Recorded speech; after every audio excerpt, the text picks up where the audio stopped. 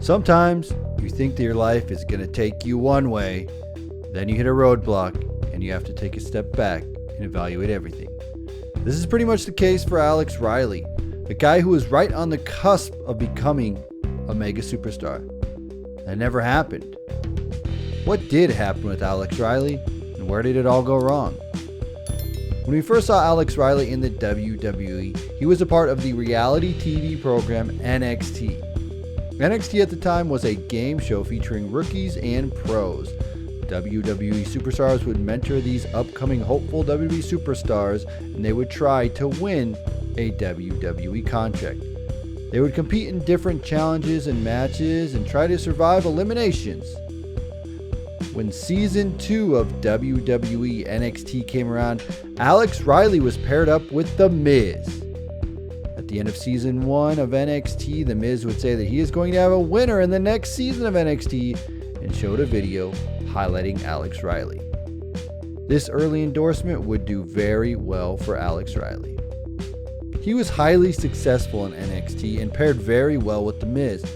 Alex Riley would make it to the finals before being eliminated and coming in third place.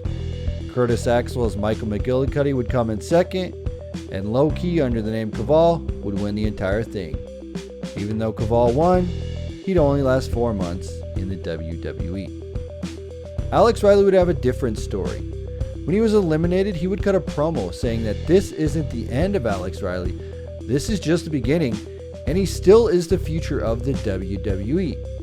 In fact, at the end of the NXT episode after Kaval won, the NXT rookies all attacked Kaval and left him laid out in the ring. They did this so they could create some buzz for these rookies and see where this would go. On September 6, 2010, Alex Riley would officially debut on WWE Raw. During a promo with The Miz and Daniel Bryan, The Miz would be put in the yes lock. However, Alex Riley would come out of nowhere to make the save. Daniel Bryan would then put Alex Riley in the yes lock. The following Raw would be a good indication of how the pair of The Miz and Alex Riley would work. The Miz would be in a match with Daniel Bryan and Alex Riley would be in his corner. Daniel Bryan would be taking it to The Miz when The Miz rolled out of the ring. He would claim that he had a hernia and that Alex Riley would take his place in the match. Alex Riley would go on to lose the match to the yes lock and Daniel Bryan would be the victor. However, The Miz would have the last laugh here. He would take the boots to Daniel Bryan and stand tall at the end. This team of Alex Riley and The Miz was off to a great start, and Alex Riley was a really good standout heater for The Miz. The Miz was on a roll of his lifetime here. The Miz was US champion, he would be Money in the Bank holder, and he would eventually become the WWE champion within a year. I would have to say that Alex Riley really took The Miz to the next level here. Alex Riley would constantly interfere in matches helping The Miz and constantly wrestle for him when The Miz didn't want to fight his own battles. Not only was Alex Riley a good-looking manager for The Miz, but he could talk the talk. Everyone thought that it was a matter of time before Alex Riley would be a true breakout single star. One point, The Miz would be forced to fire Alex Riley after losing to John Cena. However, The Miz would hire Riley back quickly under a new job title, The Miz's VP of Corporate Communications. Alex Riley was so important to The Miz that he even helped him retain the WWE Championship against John Cena at WrestleMania 27.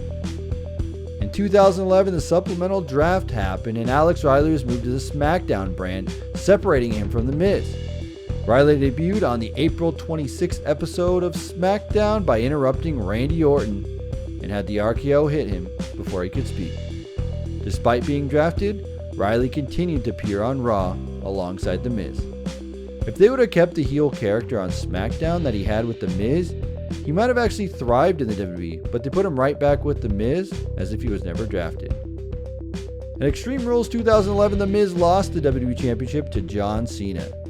The Miz would go on to blame Alex Riley for the loss and not being ringside to help him win.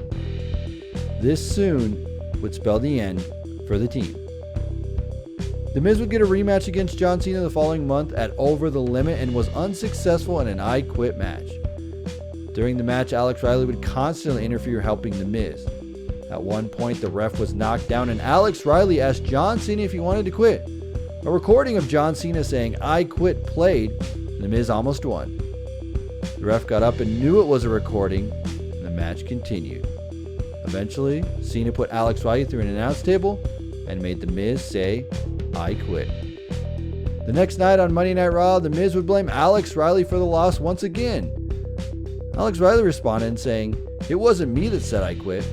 The Miz would shove Alex Riley, but Alex Riley responded with a right hand. They then brawled all around the ring and Alex Riley got the upper hand, leaving The Miz laid out in the ring. The following week, Michael Cole announced that Alex Riley had been rehired by the anonymous Raw general manager, and he returned to Raw. As in storyline, he had not been eligible for the draft as he was under a contract from The Miz and not WWE. Following an argument, Alex Riley attacked Cole before chasing away The Miz, who tried to attack him from behind. Riley stood tall once again. You need to remember at this time, Michael Cole was a heel, so Alex Riley attacking him got cheered, and it was popular with the WWE Universe. Going forward, he would have to have his feud with The Miz. They were a former team, so putting them in a program made sense. Alex Riley would go on to beat The Miz at Capital Punishment. They would have another match during a WWE Championship tournament.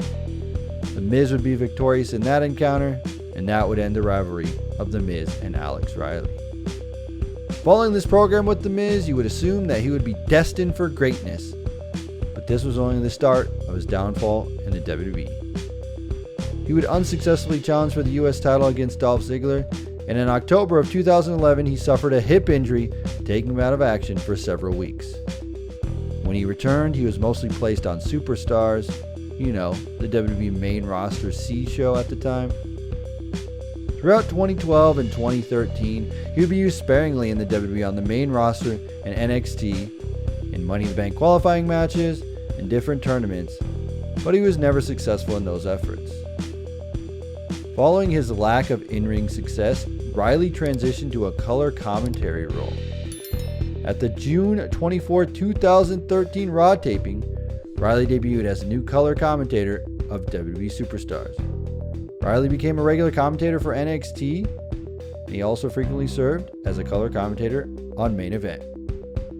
When the WWE Network launched, Riley became known as the analyst Alex Riley and adopted a persona similar to a sports commentator or agent.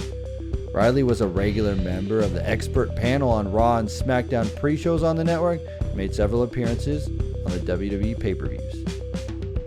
Throughout late 2014 and early 2015, Riley started a Twitter campaign with the hashtag FreeRiley, apparently in an attempt to get management to notice him and book him as an in-ring competitor, given that his last televised match was in 2013. After a storyline which involved him being harassed on commentary by NXT champion Kevin Owens, Riley returned to action on March 11th in NXT. He defeated CJ Parker. After the match, Owens called Riley the dumbest man in NXT for returning to the ring and threatened to destroy his career. Riley did compete in the Andre Memorial Battle Royal at WrestleMania 31, but was eliminated by Damian Mizdow. Kevin Owens would attack Alex Riley on an April 22nd edition of NXT, in which Kevin Owens kayfabe injured Alex Riley's knee. On May 1st, it was announced that Alex Riley would undergo surgery to fix his legit arthritis in his knee. Riley made his return from injury on January 27, 2016 in NXT after 8 months of inactivity, sporting a long hair and a beard. He won the match against Bull Dempsey, turning heel for the first time since 2011. In the next 3 weeks, he would be defeated by Ty Dillinger in back-to-back matches. On the March 31st episode of NXT, he was defeated by Apollo Crews. And on the May 11th episode of NXT, Riley worked his last match for the WWE, where he was defeated by Shinsuke Nakamura. Riley was then released from his WWE contract along with several other wrestlers on May 6, 2016. The Alex Riley story sounds like a clear cut and dry scenario. WWE gave him a chance, but it didn't work out for him. However, that's not the case at all.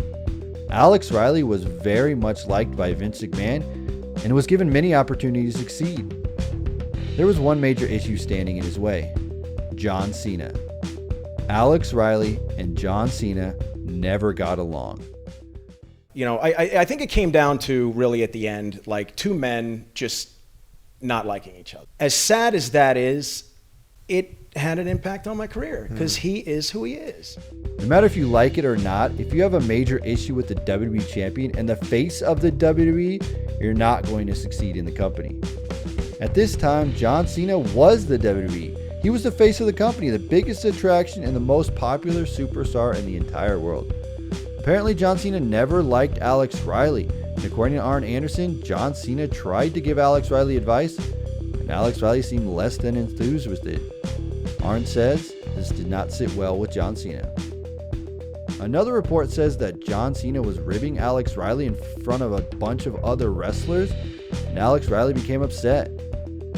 When he reacted in an anger manner, this looked very bad as he was breaking the locker room code among the wrestlers.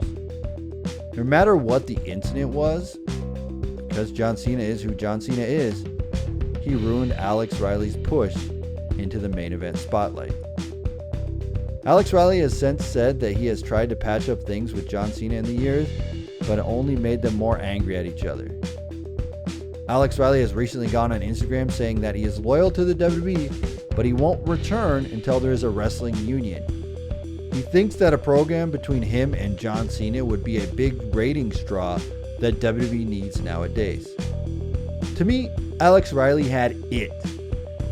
He really could have been a top babyface or heel in the WWE. It worked when he broke away from The Miz and even had an awesome theme song to follow. He had the look, the mic skills, and should have succeeded in every effort. However, he was unable to get along with the face of the WWE, John Cena, and that really crushed his chances at a long-term main event role in the WWE.